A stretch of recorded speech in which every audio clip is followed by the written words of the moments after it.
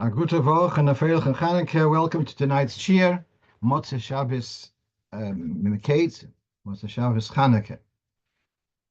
So let's go straight to we'll have a couple of Chanukah, three Chanukah shilas.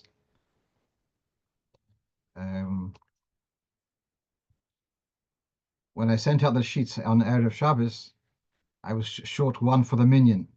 So Baruch Hashem, we got one more shilah, which will come to the end. Again, I'll say that, yeah. So, all right. So here's the question number one. It's more should we say, a Choshen Mishpat question. That is a office party, a Hanukkah party, and they want to play dreidel. And the employer says he wants to give each person €5. And then they will play with that money. And at the end, whoever wins, as it goes in dreidel games, whoever wins will go away with that money. So does that go into the worry about gambling? This is the question which they're dealing with. So the term used for gambling, one of the terms we use is mesachek bekuvya, playing with the dice. And what's wrong with that? So we see in Gemara Sanhedrin, it talks about whether that a person's mesachek bekuvya would be ineligible to be a witness, the apostle Edus. So one view is that it's a kind of robbery, because really no sane person comes along and says, "Oh, I'm going to give away my money."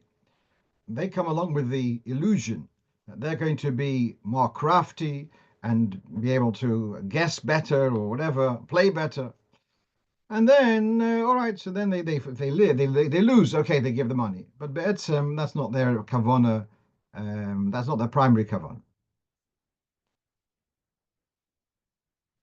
And therefore, the money which you get through a gamble is not really honest money. That's the one view. Another view is that people who spend their time on gambling, so they're not really engaging in supporting the world in an industrious way. That would only be if they're full-time gamblers. But if they're only part-time, then they've got a normal job. But then, so there's this Mesachek Bekuvya, gambling is considered a kind of dishonest kind of earning. So here we have something from Hilchos Shabbos. Curiously, this siman is missing in the Alter Rebbe's Shulchan Aruch, as we unfortunately there are a number of those. And here's talking about on Shabbos you have a turkey. Is it okay to have a turkey this Shabbos? And then there's a yichus who's going to get which part of the turkey.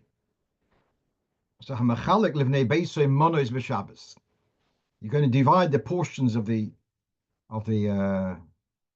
roast with the family. So you can make a Geirim, cast lots, and say whoever picks up this lot will get this part of the bird, etc. But they should be of equal sizes, but they shouldn't be different sizes, because that's kind of be a issue of gambling. It says, and then the second paragraph, to give a big portion against a small portion, the lottery is who gets a bigger portion, who gets a smaller portion. That's not okay because of kuvya, because of gambling. V'yesh oimrim, the second opinion says, the im bonov of nevesoi, with one's immediate family, mutalahatil goyrol, you're allowed to cast lots, even if as a result, one is going to get a larger portion, one's going to get a smaller portion. Within the family, one wouldn't expect that there should be upset if someone got a larger portion of meat than the other. And so that seems to be the basis to be makel here. That here you're talking about an office, but the employer is providing the money. So there's not as if they are putting down their own money and someone's going to go away with someone else's money. There's money being provided by the host for the game.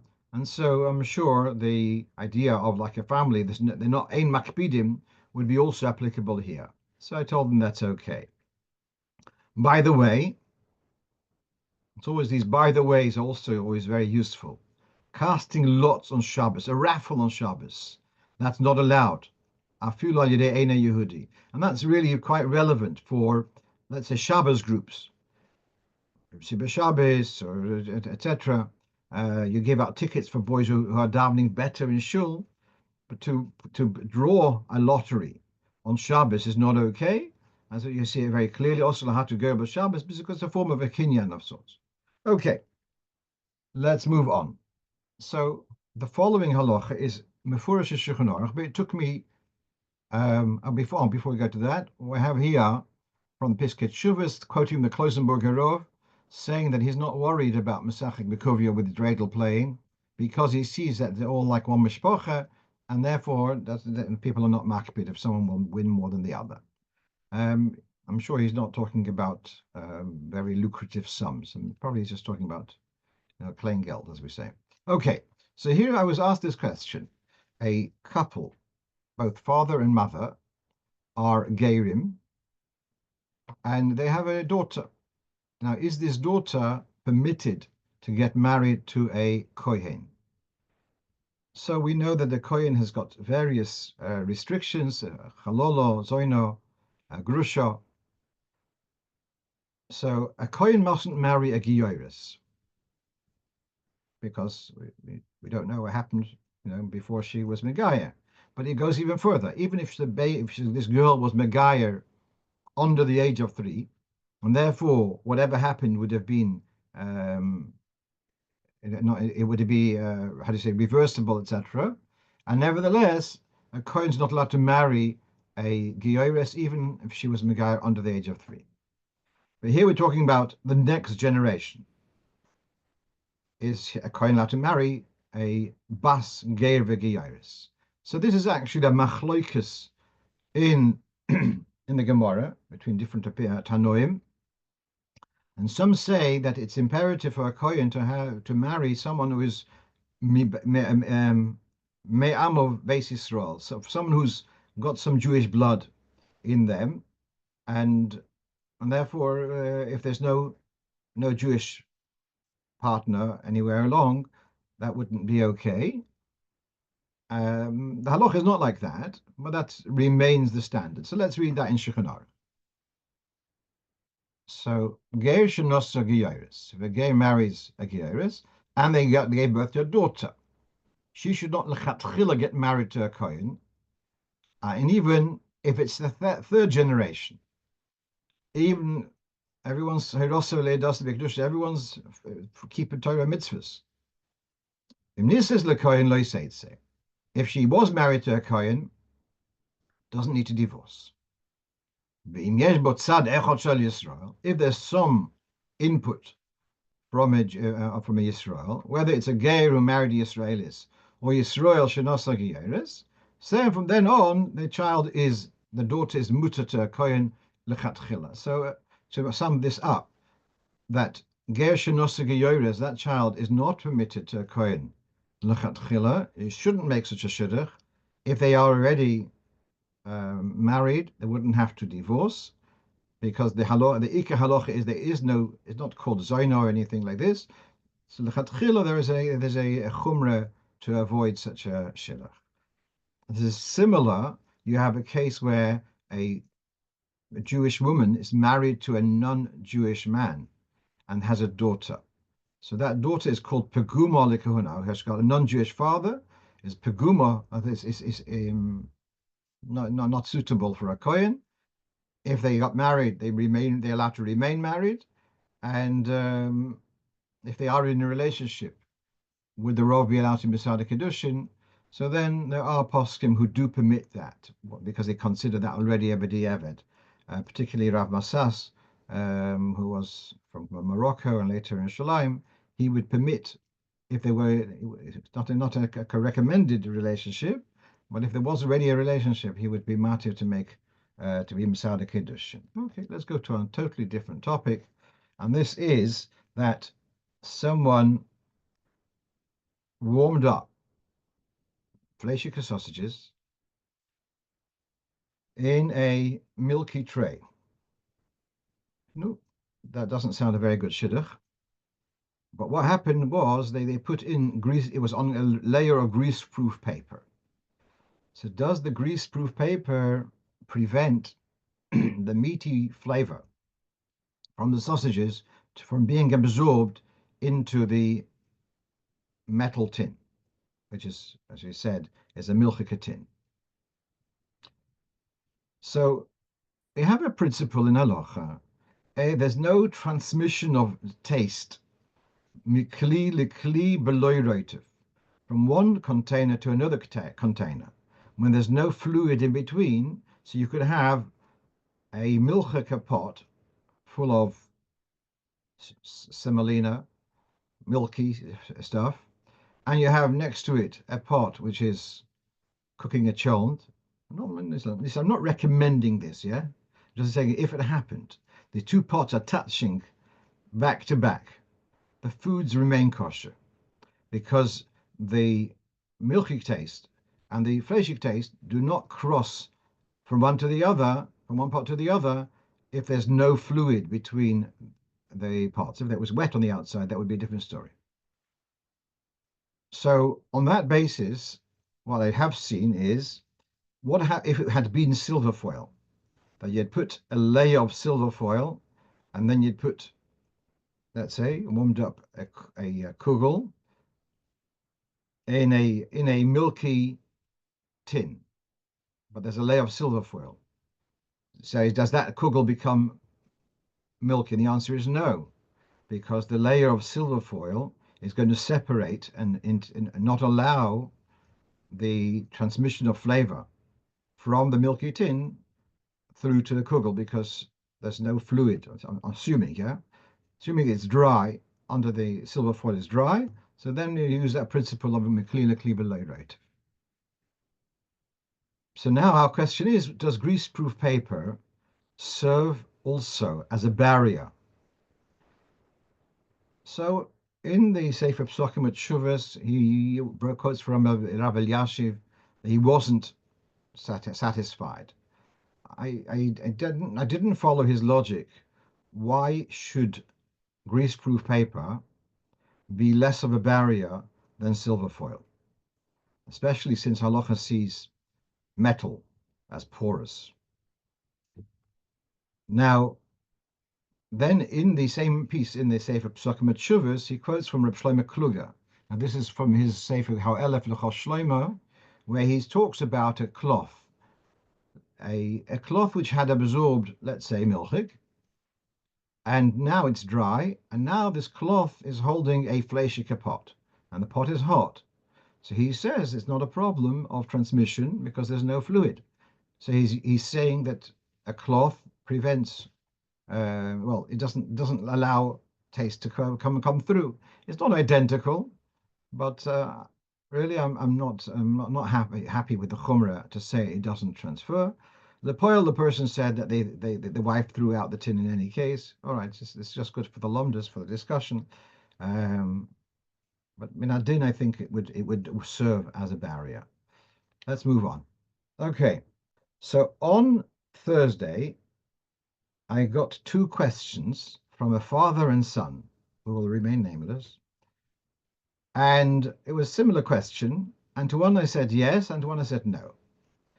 So to explain what happened here. Father was on his way to Shul, and he calls up and he says, if I don't have a minyan tonight in Shul, do I light the menorah with a bracha or without a bracha? So I told him to light without a bracha. The son is on his way to be lighting a menorah somewhere in the town square, and he says, if I don't have a minyan, do I light with a bracha? So I said yes. So trying to be consistent, yeah? So now here you have on the screen, you have from Shulchan Aruch,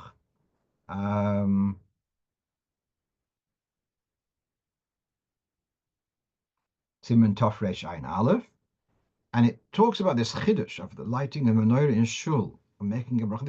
It is amazing chiddush, really, because there's no mention at all in Gemara, no in Rambam, Rif, etc. In the earlier Rishonim, there's not a single mention about the lighting menorah in Shul.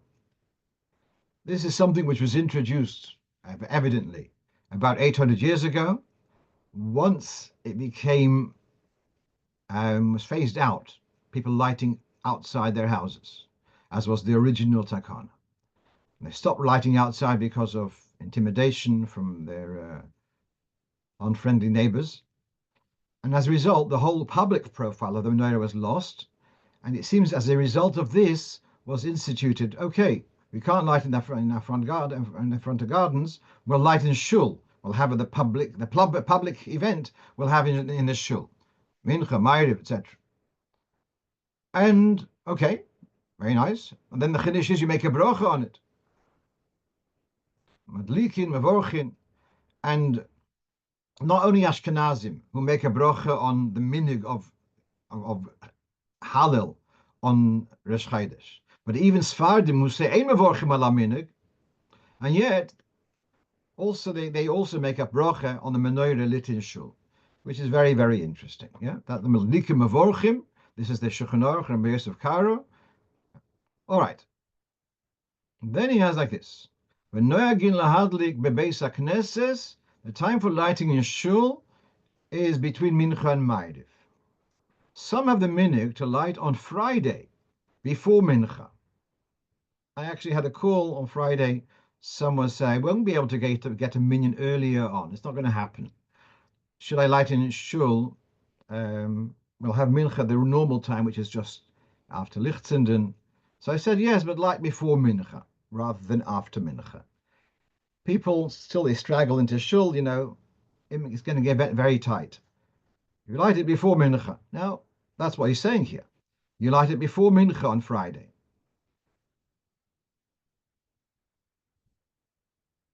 Now, here we have the Bar Hativ is quoting Magen Avraham. If it's close to dark, to nightfall, to Shkia, and there's not a minyan yet, make a bracha. You can light as a pisum and iso, because the people will come later. Okay, if you don't have a minyan now, they'll come later. Now, that's the Magen Avraham quoted over here.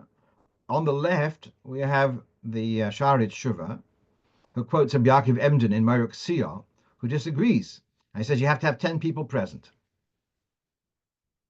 Okay, so this is what happened here. When the father asked, I'm going to Shul, and if I don't have a minyan, do I light with a bracha? Now, if he wasn't going to have people coming, not minyan at the beginning, unlikely any more people would come to his Shul later on. And therefore, I told you, you're not going to have a minyan, light without a bracha. The son wants to light in another part, in another city, in a place, in a public place. There's no minyan now. Is there going to be a minyan later? Very likely. Doesn't mean there have to be a minyan at one time, but there's going to be 10 people passing by. Fine. So you can make Halocho's Menorah with a bracha. So it's not imperative that the minyan have to be present. Rabbi Yaakov Emden won't be happy about it, but fine. The Magen Avraham is very reliable as far as we're concerned. And that he says you can make a bracha on Halocho's Neiros in the Shul, even though you don't have a minyan, on the understanding that the minyan will be arriving subsequently. We'll later come to the discussion: do Goyim count for the minyan for Pisum and Issa? That's the one who made up my minyan. That's the question. Who made up my minyan? I was walking home Friday night, and one of my neighbors, having passed by in Beis Lubavitch in Stamford Hill, got this beautiful menorah standing about 10 foot, 15 foot, I don't know. You need a cherry picker to get up. Really, and a stunning piece of architecture, very beautiful piece.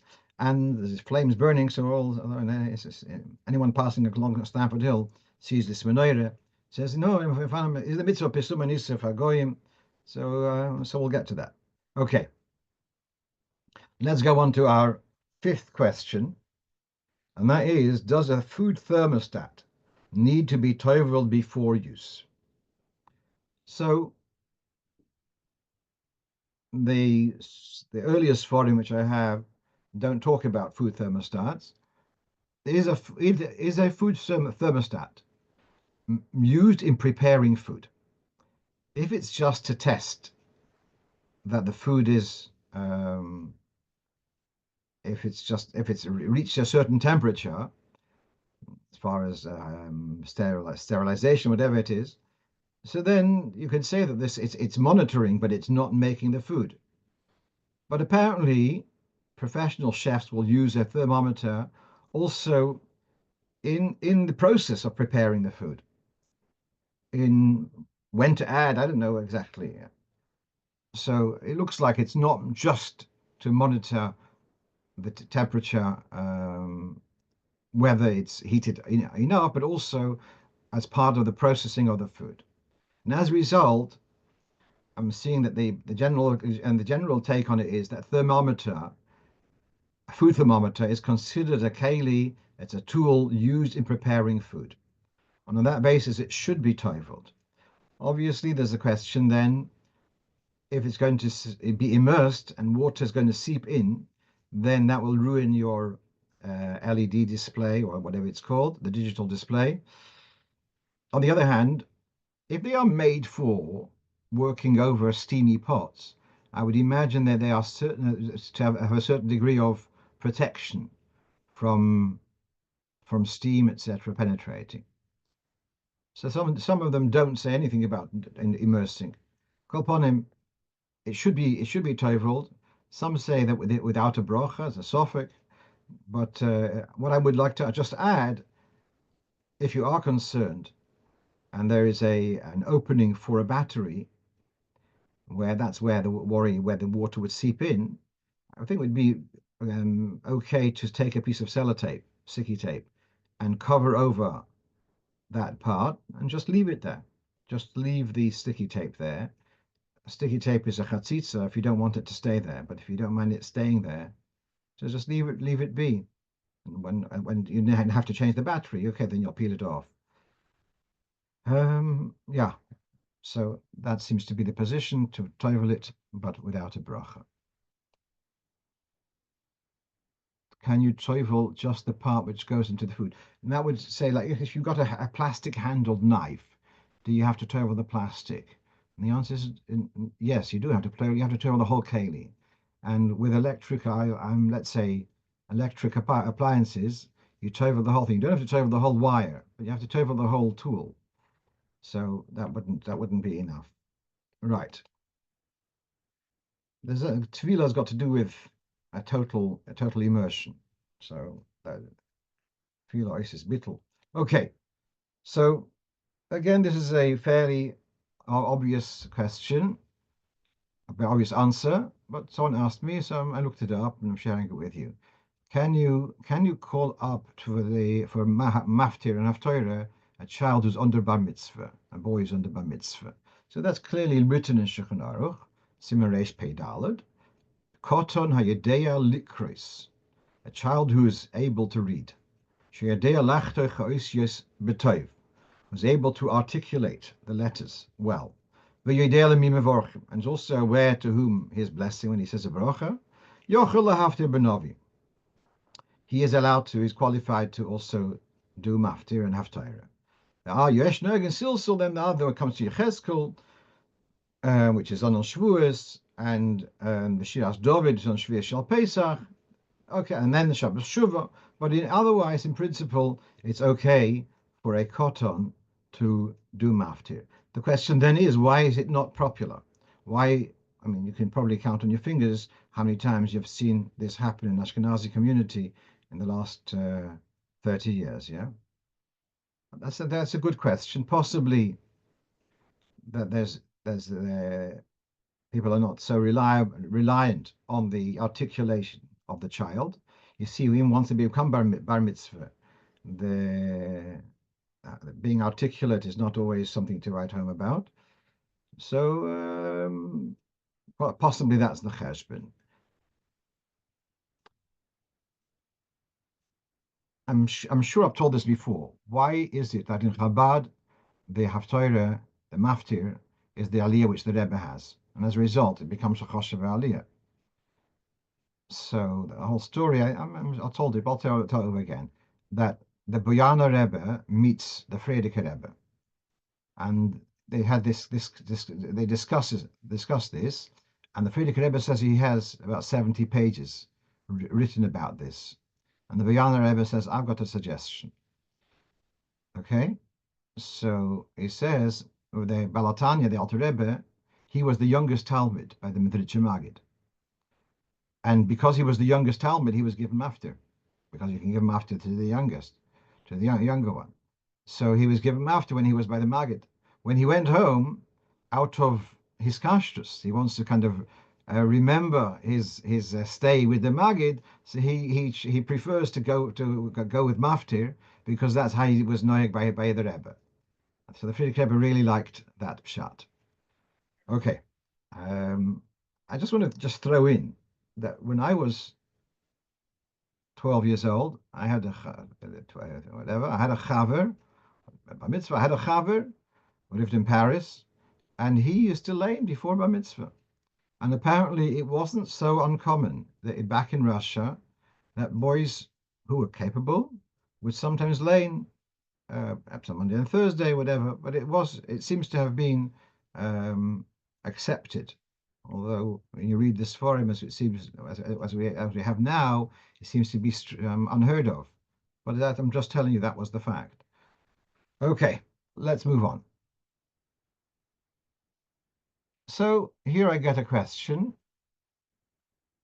If in the middle of a meal, someone comes and shakes your hand, you go to the door, someone in the middle of a meal, open the door, and someone shakes hands with you. Now that person hasn't washed netilas yadayim.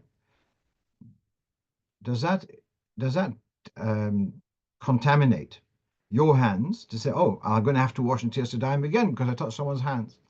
So this comes into a whole question. Why do we wash netilas yadayim? Is it because of tumah, or is it because of grime? So we know that the original takonim netilas yadayim was to do with truma. And stam yodayim is shnius l'tumah. That stam yodayim, because your hands touch this and touch that, therefore they've got a minor tumah, and that minor tumah would cause truma to become possible. And therefore, you wash netilas yadayim, you can have you'd be able to eat your truma safely. But then this takonim netilas yadayim somehow spreads. And it's not only for eating truma, which is only for Kohanim, it also applies to Yisraelim, and even when it comes to Chulin. So what's the reason for that netilas yadayim? Why was it expanded? And it seems to be there's a certain element of cleanliness as well as tumah in the strict sense. Because if you think about tumah, in most of our houses, there are going to be implements which are tomei meis, min Torah. Because if you came back from a levaya and you touched something before, well, and you're still tomei meis, so that item has become tomei. It's got a din of rishon latuma or avatuma. And yet we don't worry about this because unfortunately we don't have we don't have the solution for it. We don't have paraduma, etc. So we're not sensitive to inyonim of tumah as such. What are we sensitive to? When it comes, you scratch your head, your scalp is a bit sweaty, so you wash netilas yadayim after that. It's touched under your shirt, your body is sweating, so it's a bit grimy. For that, you have to have netilas yadayim. But when you touch someone they just came in from the cold, their hands are dry, and you touch their hands, there's no tumah, there's no schmutz as such being transmitted. There's no need to wash netilas yadayim again. So let's read what we have here on the screen from the Piskei Teshuvos in Siman Kuf Samach Beis. So he says here, if you've just washed netilas yadayim and your hands are still wet, and then someone touched your hands, then you're going to have to do it again. That's true. But it's only once your hands are wet. But if you have already dried your hands after washing, then when someone else will touch your hands, your hands will not become tomei. Not only that, if the person who touches your hands has got wet hands, and even if their hands are wet because of netilas yadayim, it's halfway through, they will not undo your taharas hayadayim. Again, if in middle of the process of your taharas yadayim, if that process was aborted by someone touching the water on your hands, then you have to go back again. But if you finished, you completed your Taras Yadayim, what you'll touch something, a tome thing, is not going to undo your Netilas Yadayim. Whereas if you're going to the middle of a meal, change a nappy, then you've touched something which is dirty. You're going to have to wash it, certainly if you're a person who uses the toilet, etc., and you wipe yourself. So then you're going to have to wash your hands into Netilas Yadayim again, but without a bracha. That's another discussion. Having said, therefore, shaking hands with someone in the middle of a meal does not warrant a re-washing of your hands. Then he goes on, he said, now people are medakdik not to touch other people's hands if they're wet, and then some people are even go all the way not to touch during the meal another person's hands. Perhaps they will be wet, and etc. But that's clearly on the level of a chumrah. Min hadin, you see, is quite clear that shaking hands with someone in the middle of a meal does not warrant redoing Netilas Yadayim. Now, I'm going to confess that sometimes I come to a simcha and I've washed Netilas Yadayim, and before I've even made Meaty, I'm going from the sink till my place, and sometimes people come over to me. I want to wash Netilas Yadayim. They want to shake my hands, say Shalom Aleichem, and I'm in the middle of.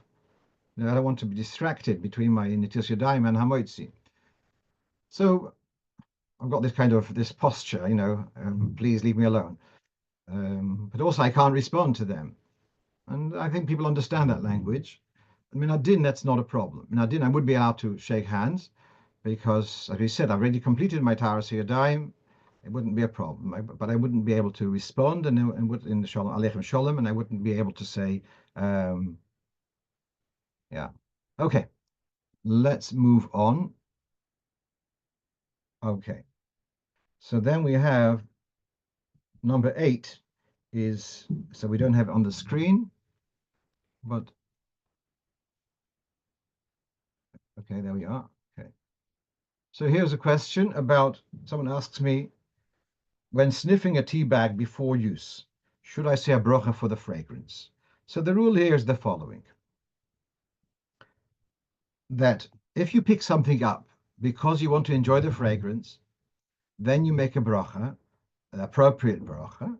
And if it's an edible, so then if it's edible mamish, then you make a bracha on Nosen Reachtev, Aperes, etc. If it's cloves, it's a suffix where the cloves are considered edible or not, and therefore we say very minimum something. That's when you're picking it up to just for the fragrance. But you pick up an apple, you want to eat the apple, and meanwhile you enjoy the apple, you enjoy the smell. For that you don't make a bracha. In other words, when your main focus is the eating, then you don't make a bracha on the side benefit of the smelling. So that's the answer with the sniffing a tea bag, that you don't make a bracha on sniffing a tea bag before use, especially if you're trying to sort out which one is it, which flavor herb tea you want to have. So, but it's really you're picking it up for taste, not for smell. And therefore, you would not say a bracha. Perhaps you should avoid it. It says, Alter Rebbe says, one should avoid consciously smelling a food which you're about to eat, because of this. Some say you should make a bracha, so lechatchila you avoid smelling it. But if you did, you don't make a bracha. Okay, all right. So now, point number 9.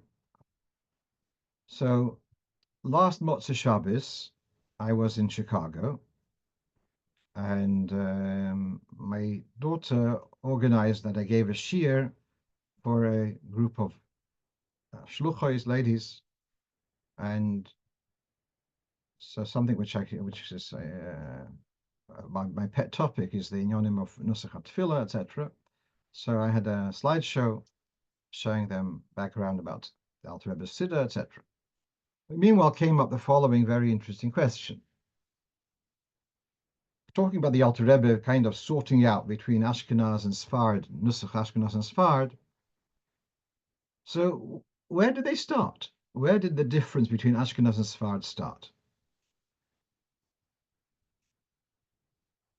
So what I did say is that we have an idea that there's 12, there were 12 nuschos, one for each shevet.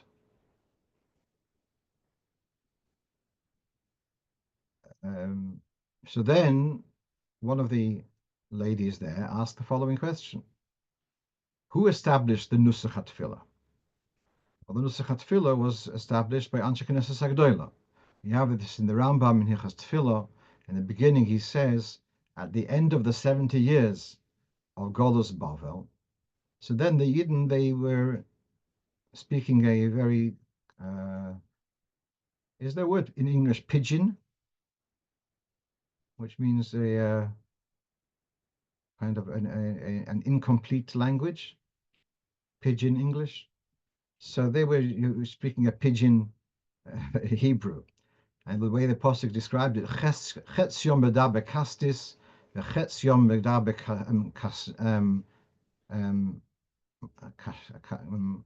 Kastoidis, whatever. They had their language pretty messed up. It's like, our Yinglish, Yiddish, a mix up with a bit of Hebrew there. And so their language was a bit mixed up. They weren't able to daven in a articulate way.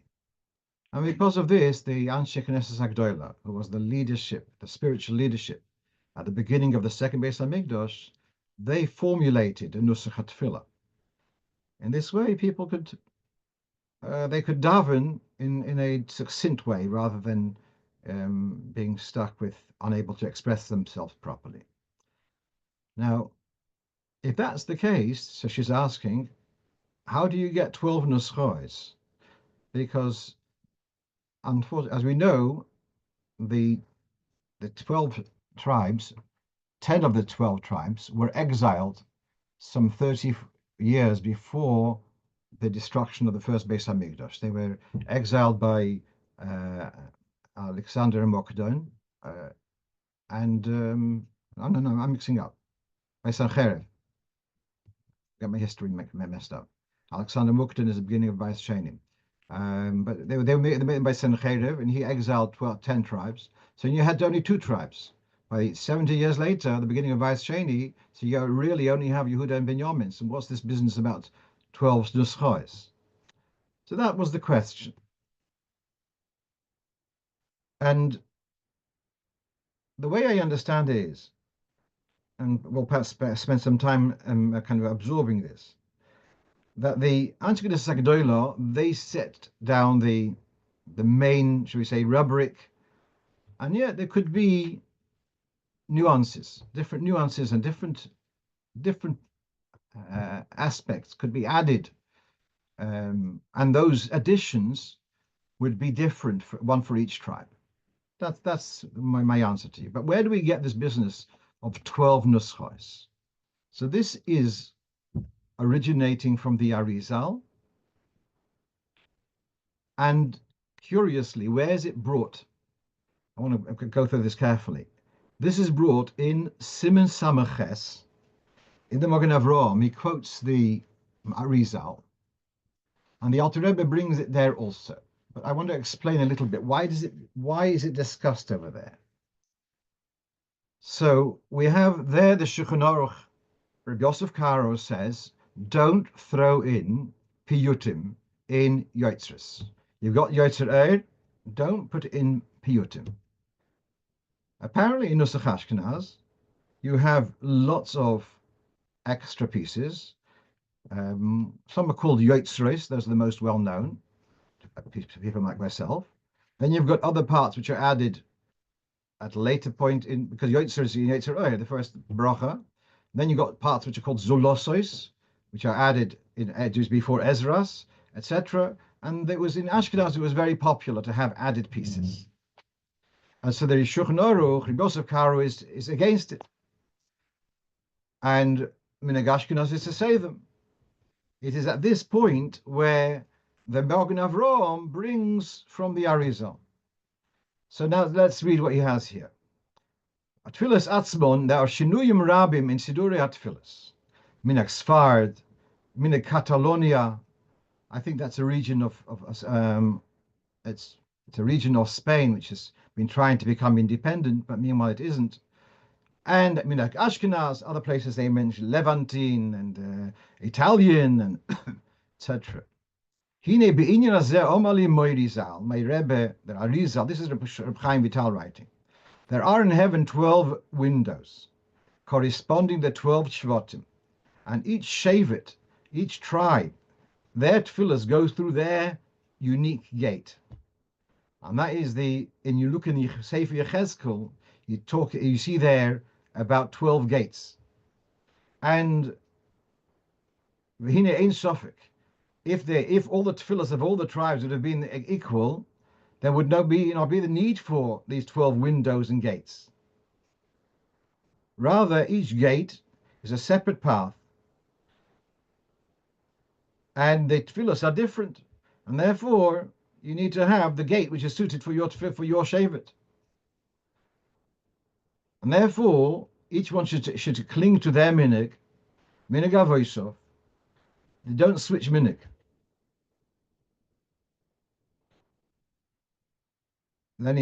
Right. Now, one point which comes up a little bit later in this piece from the this is from the Shara Kavonos, but that they say that there was a Rebbe Lezer of Kalir, Rebbe Lezer Kaliri, and the Alter Rebbe, quoting Magen Avraham, says Rebbe Lezer Kaliri was in the times of the Mishnah. The proof to that is that he makes yotzres only for day 1, not for day 2 of Yom Tov, which means he lived in a time where they only had 1 day Yom Tov.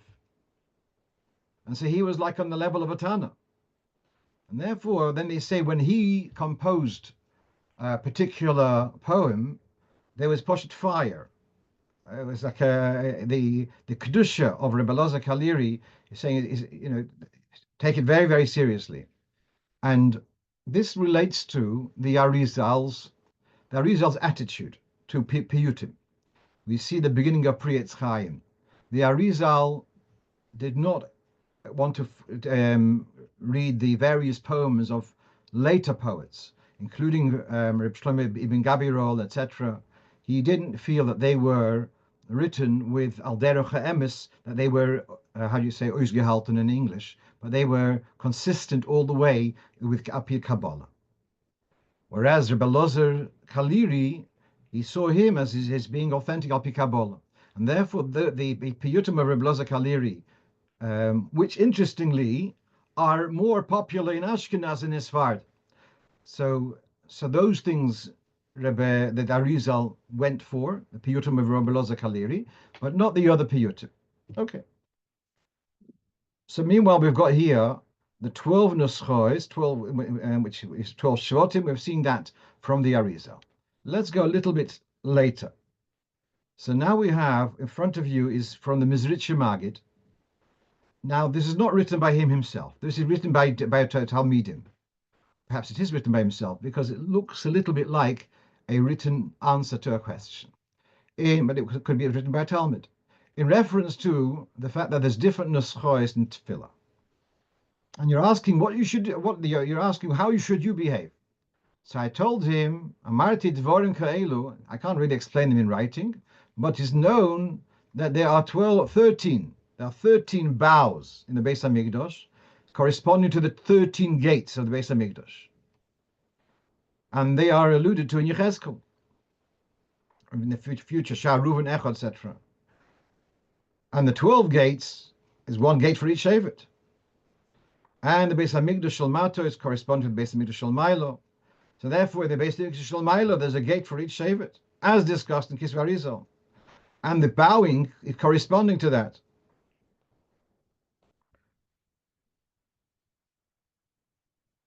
In Tefillah, each one should be able to go through their shar. And each shar has got its special combinations. Then there's a shar Yud Gimel. Someone who doesn't know which Shevet he belongs to. And how does he enter the royal courtyard? For this, there's a 13th gate. And that corresponds in the Yud Gimel Midas HaRachmim, the 13th one is V'nake. And that kind of is what you say, almost like in English, a skeleton key. It's the one which it can do any of them, and which is and the Arizal, the Yois Nehir Leshvil and Dirakia.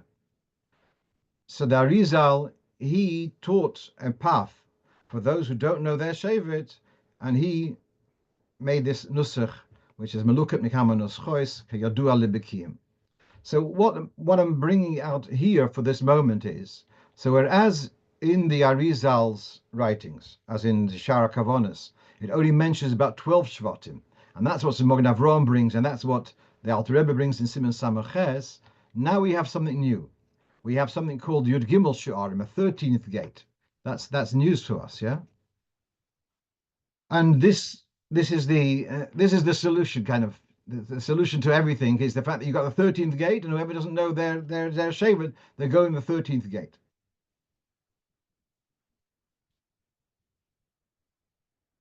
Now we have in front of you is relating to Chanukah. We have here from the Mitzvah Rebbe in the Sefer Ner Mitzvah V'Torah, and he talks about these various gates, and he says then there's the 13th gate, and that's the gate facing the east, and it's koilel all the other 12 gates, and anyone from any shevet could go through that gate because it incorporates them all. This is the fact that we have changes in tefillah in different regions, Sfard, Ashkenaz, Poland.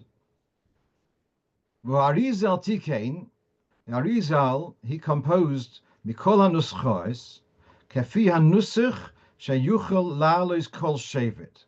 The Arizal made a merger of the various nuschos that anyone of any shevet should be able to come through that path, because now Kol Yisrael Mu'arvovim, because Eden are all mixed up. We don't know which shevet we belong to. The Arizal made this combination. And then he has the next piece. The Anshe Knesses Agdoila, this is a tricky piece. The Anshe Knesses Agdoila, they instituted 18 broches in Shmoneh Esrei, and that should be Sheyeh Koil Kol HaShvatim, V'hu Shar HaYud Gimel. See what's he saying over here? Something totally new. He's saying that the Shmoneh Esrei, that's the Shar Yud Gimel. What's the different nuschos in other parts of davening? That's what he seems to be saying. But the Shmoneh Esrei, Anshe Knesses Agdoila, that's the Shar Yud Gimel. The Arizal, Tikei Benusach HaBroches Shalifnei Krishma, Psukei Zimra V'Koden Lochein. And similarly, the Arizal kind of consolidated a how do you say, a Shar HaKoilel for the other brachas. So in Shmoneh Esrei, the Shar HaKoilel, the Shar Yud Gimel was already spoken Anshe Knesses Agdoila. But for the rest of davening, the Shar HaKoilel is what was put together by the Arizal. Very, very interesting. Now, not an easy topic, and there's lots been written about it.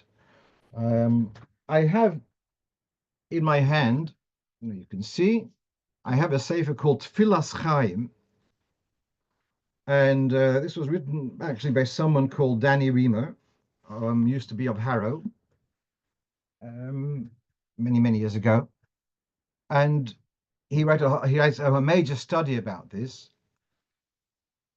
to understand what's this Shar Yud Gimel, etc. Now, historically, the Chassam Sofer was not very impressed with the transition that Hasidim switched from davening Ashkenaz to davening Sfard. That is Tshuvas Chassam Sofer, where he picks on what's written to the Sefer Likutei Amorim. Likutei Amorim doesn't mean Tanya, it means Likutei Amorim from the Midrash Maggid, on this piece which we just had. And what did the Arizal, the Chassam Sofer is saying, the Arizal taught Sfard because he was a Sfardi, or he was brought up as a Sfardi. And so he objects, some Sofer objects to the switchover. So then we have the sons of Rov, Divrei Chaim. So he challenges back the Chassam Sofer, rejecting the points of the Chassam Sofer. And then we have a Talmud of Chassam Sofer, Maram Shik, who comes in to defend his Rebbe, the Chassam Sofer. And then we've got the Minchas Elazar, the Muketche, who comes back and he follows on the Divrei Chaim, the Tanzarov, and he shows, for example, I was just reading this last night, for example, to say that we're davening Nusach Sfard is not true, because, for example, take a Sfardish Siddur, Tikanto Shabbos.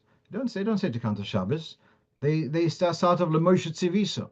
Look at the original Nusach Hashka and Nusach Sfard, and he shows there's many inyonim in our davening. Let's say original Nusach Sfard.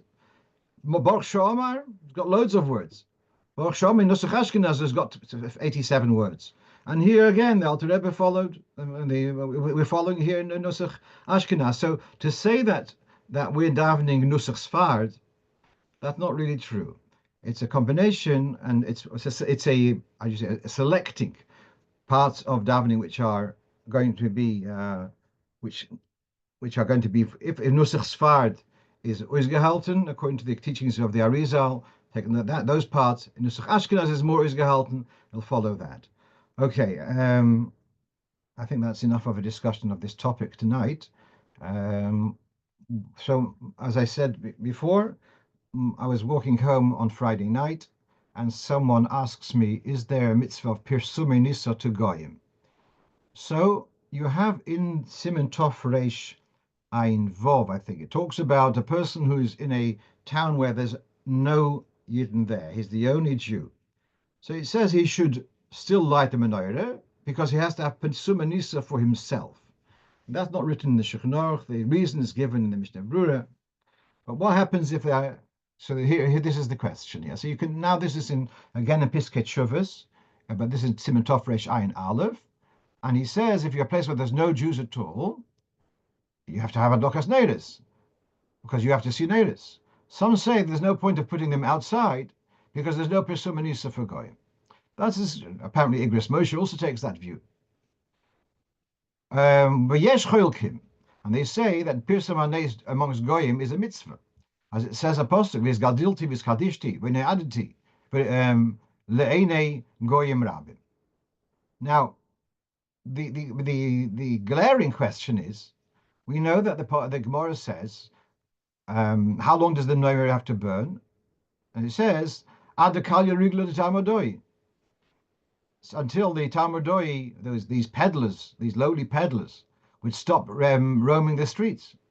Doesn't that seem to suggest that the mitzvah of Ner Chanukah is to communicate to them too?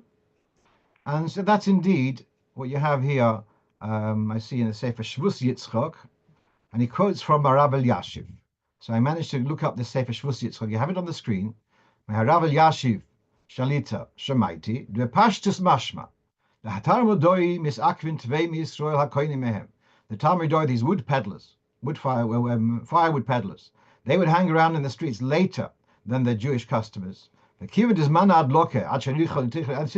Adloka is until they stop loitering the streets, so he's taking very clearly that it is that this Rav Elyashiv is saying makes sense. It relates to Goyim.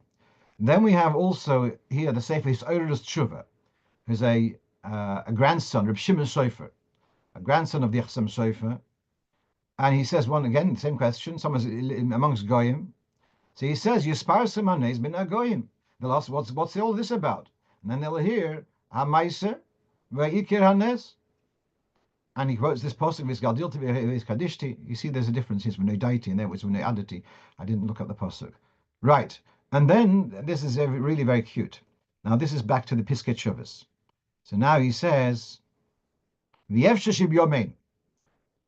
After he quotes Rav Elyashiv that it is the Pirsumei to Goyim also.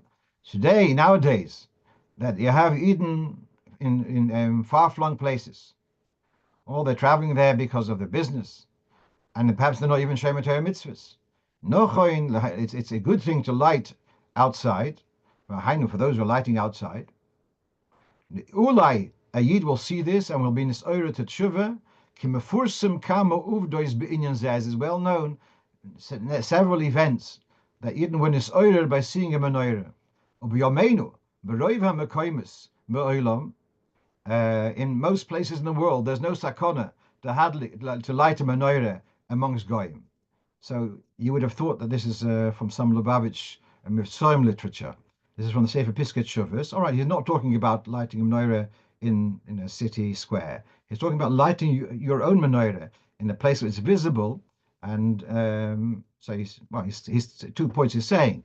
One is that there is the inyan of Pisum and Nissa even to Goyim, and that's which the Oris Tshuva is saying, the Posuk from Yechezkel, the idea of Kiddush Hashem in the eyes of the Goyim. In addition, there is the likely benefit of having an effect on Yidden to be me'orer them to return to halachic Habim Shebashamayim.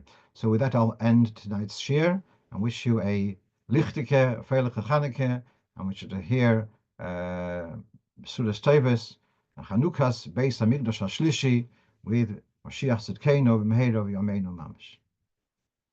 Shiur,